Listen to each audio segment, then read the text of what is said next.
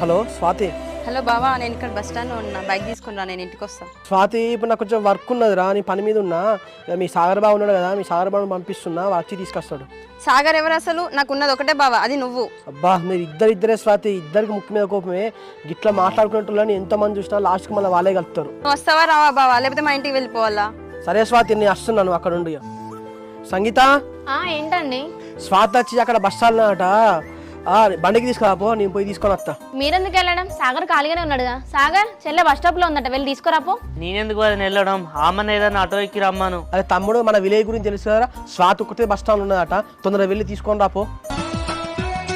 సాగర్, మేమందరం కలిసి నీది చెల్లె పెళ్లి చేద్దాం అనుకుంటున్నాం. ఇద్దరు ఓకే అనుకొని పెళ్లి చేసుకుంటా అనుకుంటే బండి మీద ఇద్దరు ఇంటికి రండి, లేకపోతే నువ్వు ఒక్కరివే ఇంటికి రా. దాని అట్లకి బస్ ఎక్కి